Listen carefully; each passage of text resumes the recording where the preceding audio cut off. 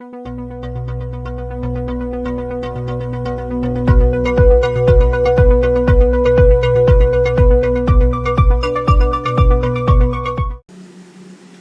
ছাত্রছাত্রী, আজকে তোমাদের পরীক্ষা রেজাল্ট ও সেকেন্ড সেমিস্টারের সিলেবাস নিয়ে আলোচনা করছি।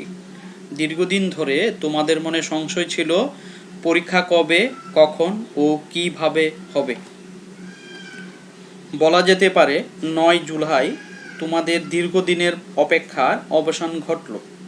রাজ্যের উচ্চশিক্ষা দপ্তর ওই দিন এক উচ্চ পর্যায়ের বৈঠকে কিছু গুরুত্বপূর্ণ সিদ্ধান্ত নিয়েছে। এক নজরে সেই বৈঠকের অফিসিয়াল নোটিফিকেশান দেখে নেওয়া যাক। এই হলো গভর্নমেন্টের official notification.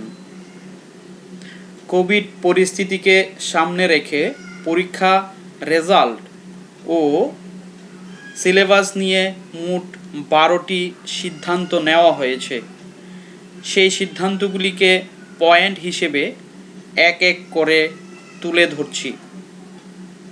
In the first semester examination of Tripura University, the marks obtained in internal assessment will be increased proportionately to take it up to 80% of total marks. The rest 20% marks will be allotted for the project assignments. The answer script of odd semester examination already conducted by Tripura University would be evaluated centrally within period of 15 days. In Tripura University, evaluation of remaining subjects in 3rd and 5th semesters would be done as per that of 1st semester.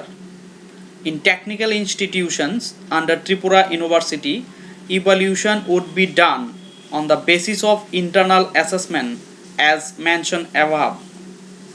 In MBB University, evaluation of all odd semesters for general degree colleges would be on the basis of assessment in internal examination.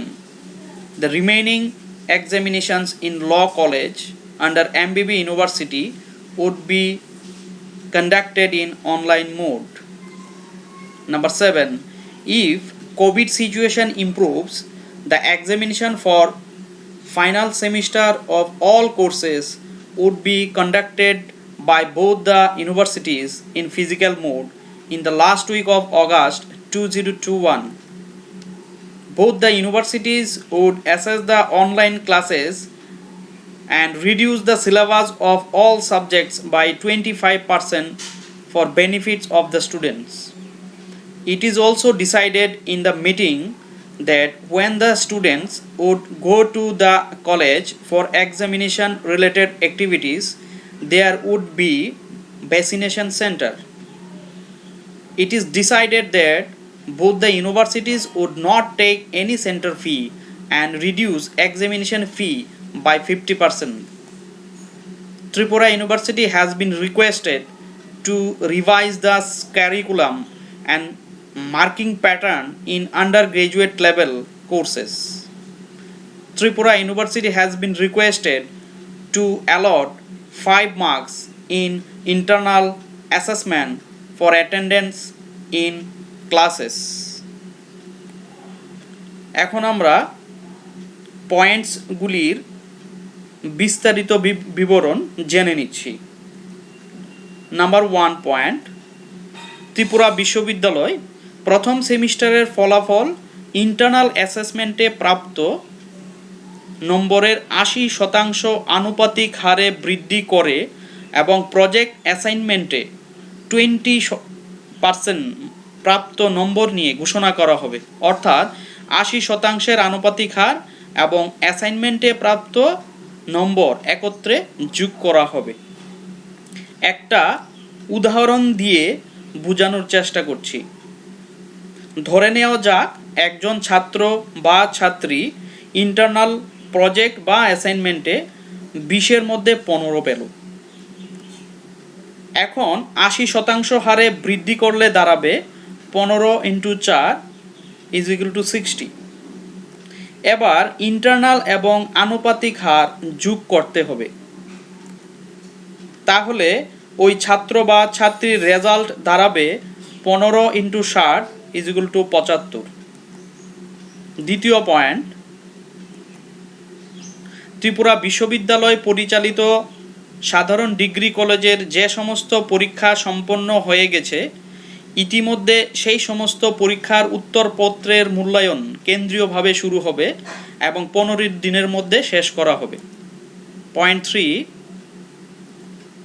Tripura বিশ্ববিদ্যালয়ের তৃতীয় ও পঞ্চম সেমিস্টারের অবশিষ্ট বিষয়ের পরীক্ষার মূল্যায়ন প্রথম সেমিস্টারের অনুযায়ী করা হবে।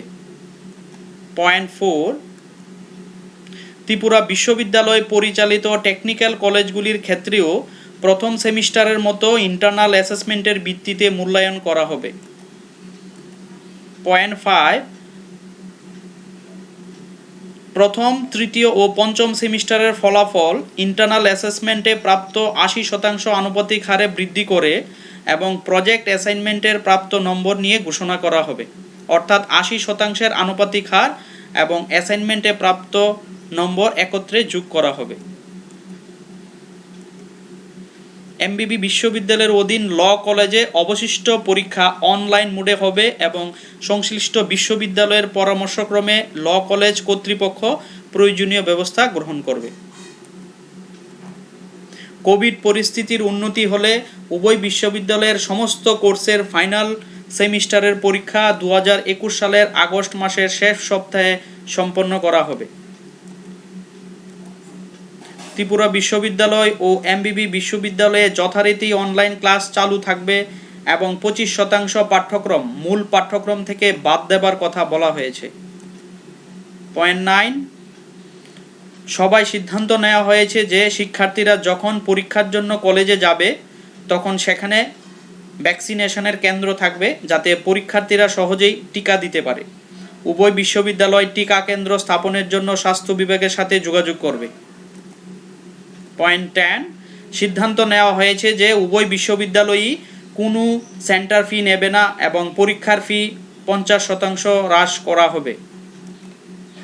পয়েন্ট 11, ত্রিপুরা বিশ্ববিদ্যালয়কে স্নাতক স্তরের পাঠ্যক্রমে এবং নম্বরের ধরনে সংশোধন করার এবং দেশের খ্যাতনামা বিশ্ববিদ্যালয়গুলির সমতুল্য করার অনুরোধ করা হয়েছে। শেষ পয়েন্ট, শিক্ষার্থীরা যাতে ক্লাসে অংশ নিতে আগ্রহী হয় সেজন্য ত্রিপুরা বিশ্ববিদ্যালয়কে ক্লাসে উপস্থিতির জন্য 5 নম্বর বরাদ্দ করার অনুরোধ করা হয়েছে। সর্বশেষে বলা হয়েছে ত্রিপুরা বিশ্ববিদ্যালয় আলাদা করে নোটিফিকেশন দিয়ে উপযুক্ত সিদ্ধান্ত প্রচারে আনবে। 9 জুলাই রাজ্য সরকার লিখিতভাবে ত্রিপুরা ও এমবিবি বিশ্ববিদ্যালয়কে এই সিদ্ধান্তের কথা জানিয়েছে। উত্তরে 14 জুলাই ত্রিপুরা বিশ্ববিদ্যালয় অফিসিয়াল নোটিফিকেশন জারি করেছে। এই হলো অফিসিয়াল নোটিফিকেশনের কপি। ভিডিও বিস্তারিত হবার জন্য আজকে আর দীর্ঘায়িত করছি না। নেক্সট ভিডিওতে আমরা ত্রিপুরা বিশ্ববিদ্যালয়ের নোটিফিকেশন নিয়ে আলোচনা করব। ভিডিও ডেসক্রিপশনের নিচে নোটিফিকেশনের লিঙ্ক দেওয়া থাকবে, তোমরা ডাউনলোড করে নিতে পারবে। সবাই ভালো থাকবে, কোভিড প্রোটোকল মেনে চলবে। ভালো লাগলে লাইক ও শেয়ার করে দেবে এবং আমাদের চ্যানেলটিকে সাবস্ক্রাইব করে নেবে। ধন্যবাদ।